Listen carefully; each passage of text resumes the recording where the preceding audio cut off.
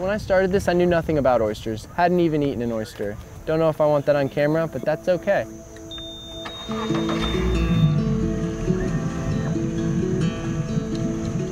to go.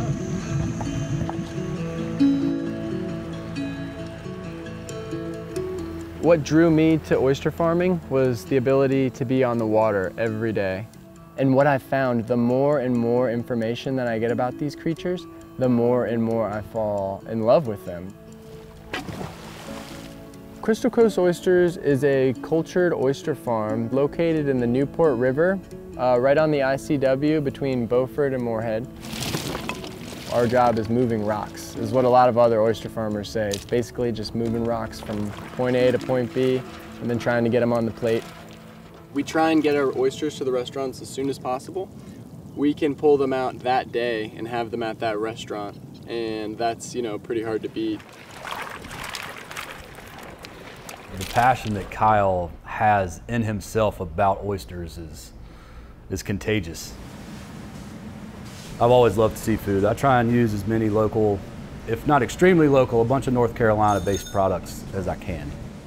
Every dish has to be just right from the first one in to the last one out.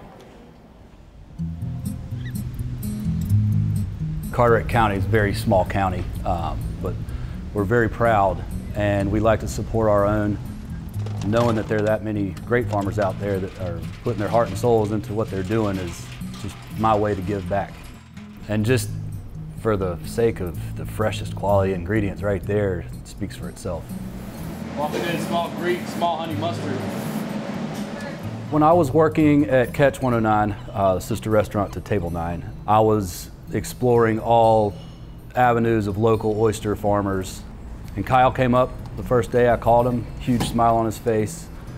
One of the things that we like is a chef who's, you know, passionate, you know, somebody who's very careful about where they get their product from. And, you know, I don't know how they're doing it or what they're putting on there, but I mean, they make our oysters really, really tasty.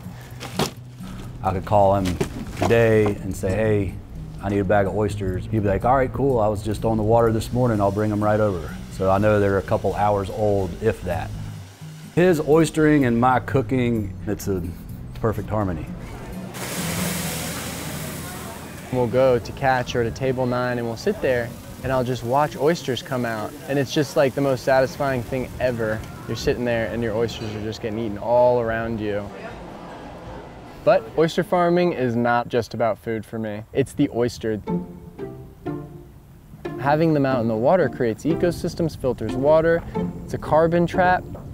I would like to collect the spat and the wild oysters and plant them all up and down the coast, ultimately.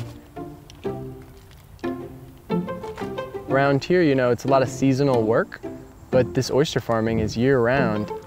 It could be a scalable business on the coast in the rural areas, which is pretty hard to find.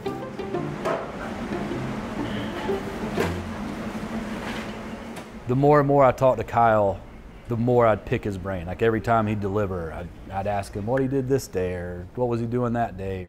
He'd just have a huge grin on his face because he's having a great day, you know what I mean? Living and doing what he loves. It's crazy because the waters around here, it's becoming known as the Napa Valley of oysters. I love the ocean, I love the coast, and being able to work with it and make a living by it, it just seems like that's the road I need to take now. So after doing this for 25 years, I've tried to hang the apron up several times, but I'm gonna try and hang it up for good and go out and try and start my own oyster farm with the help of Kyle.